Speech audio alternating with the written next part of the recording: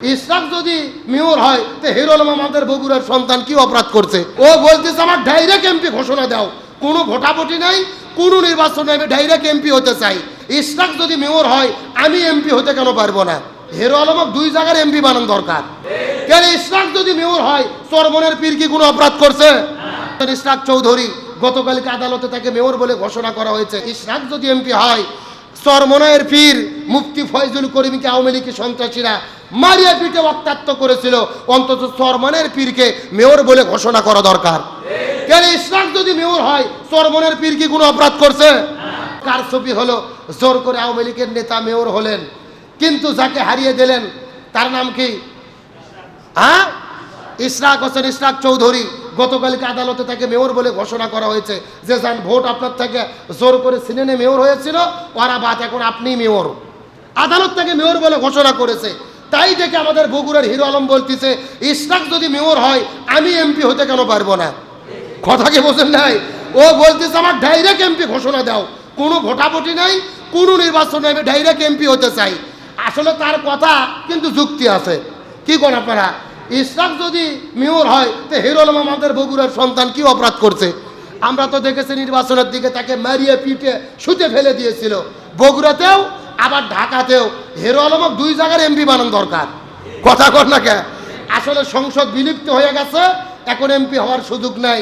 তবে আমরা বলতে চাই ইশরাক যদি এমপি হয় চরমনের পীর মুফতি ফয়জুল করিমকে আওয়ামী লীগের সন্ত্রাসীরা মারিয়া পিটে রক্তাক্ত করেছিল, অন্তত চরমনের পীরকে মেয়র বলে ঘোষণা করা দরকার। কেন ইশরাক যদি মেয়র হয় চরমনের পীর কি কোনো অপরাধ করছে? তাকেও মেয়র বানিয়ে দেন। এখন তো মেয়রের পদ শূন্য, মেয়র ছাড়া পুরো পৌরসভা চলতেছে। অন্তত আগামী নির্বাচনের আগে পর্যন্ত চরমনের পীরকে মেয়র বানায় দেন, কিছুদিন গ্যাস চালাক আমরা একটু দেখি কেমন ভাবে চালাতে পারে। ওটা কোন ঠিক কিনা? এজন্য সত্য প্রকাশিত হয়, মিথ্যা প্রতারিত হয়। রমজান এসেছে আমাদের কি করার জন্য? পরিবর্তন করার জন্য। জোরে বলেন কি করার জন্য? তাহলে মালিক বিন দিনার বলতেছে আমার ছোট্ট মেয়েটি এসে সাপকে চর মারলেন, ওই সাপটি জাহান্নামের আগুনে পড়ে গেল। আল্লাহু আকবার বলেন।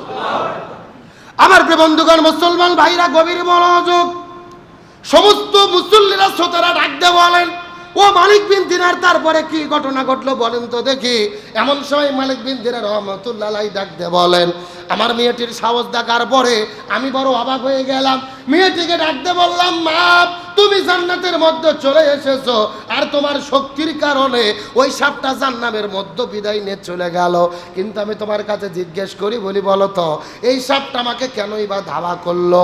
মেয়েটি ডাক দিয়ে বলে বাবা এই সাপটাকে তুমি কি চিনতে পেরেছো?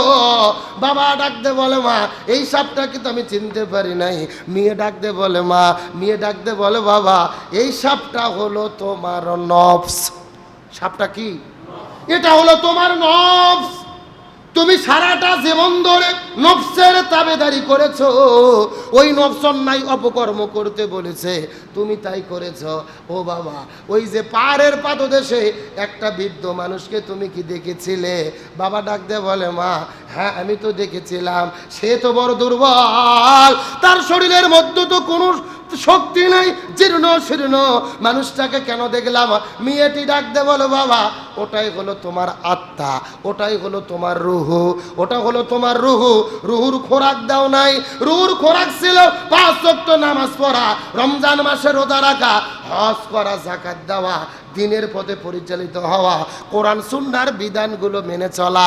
তুমি ইসলামের পথে চলনি, নামাজ রোজা হজ যাকাতে ধার দেও যাওনি, সারাদিন তুমি মদ পান করো, নিশাদ্রব্য পান করো, তার মানে তুমি তোমার রুহকে খাবার দিতে পারোনি। রুহটা বড় দুর্বল হয়ে গেছে, এই জন্য তোমাকে হেফাজত করতে পারেনি। আর তুমি নফসের তাবেদারি করেছ, এই নফস তোমাকে তেড়ে এনেছে জাহান্নামের আগুন পর্যন্ত। এই নফস তোমাকে বলেছে মদ পান করতে, তাই করেছো, সিনেমা দেখতে বলেছে তাই দেখেছো, অশ্লীলতা করতে বলেছে তুমি তাই করেছো, সুদ ঘুষ খাইতে বলেছে তুমি তাই খেয়েছো, মানুষের গীবত পরনিন্দা করতে বলেছে তুমি তাই করেছো।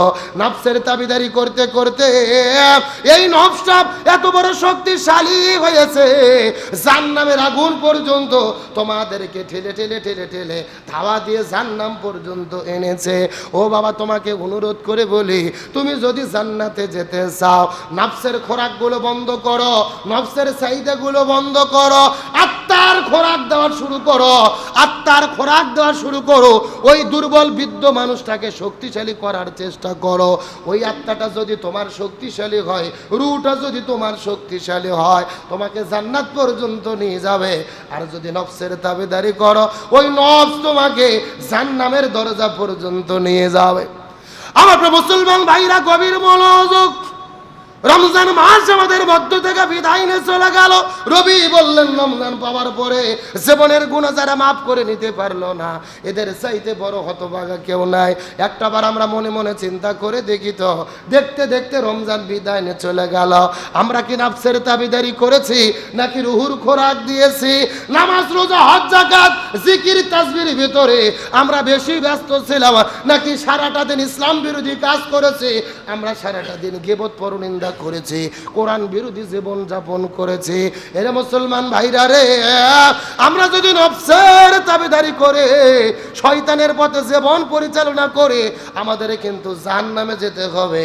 আর যদি জান্নাতের পথে ফিরতে যাই, তওবা করেন, ইস্তেগফার করেন।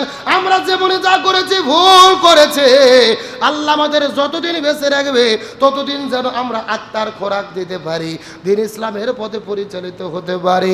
মালিক বিন দিনার এই কথাটা বলার পরে লক্ষ লক্ষ মানুষদেরকে ডাক দে, বলে মানুষেরা রে, এই যে স্বপ্ন দেখার পরে হঠাৎ করে স্বপ্ন ভেঙে গেল, স্বপ্ন ভাঙার পরে আমার মনের একটা পরিবর্তন আসলো। আয় আমি কি করতেছি, আমার জীবনটা তো বড় ব্যথা হয়ে গেল।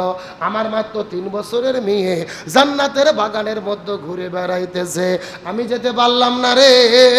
আমি সারাটা জীবন ধরে এমন অন্যায় অপকর্ম করেছে, ওই নফসের ধোকার মধ্যে পড়ে ইসলাম বিরোধী কাজ করেছে, জান্নাম ছাড়া তো আমার কোনো উপায় নাই। আমি তখন তওবা করলাম, আল্লাহর কাছে ইস্তেগফার করলাম। তওবা ইস্তেগফার করার পরে কোরআন হাদিসের গবেষণা শুরু করেছি, ইসলাম শিক্ষায় শিক্ষিত হয়েছি, মানুষের মধ্যে আলোচনা করা শুরু করেছি।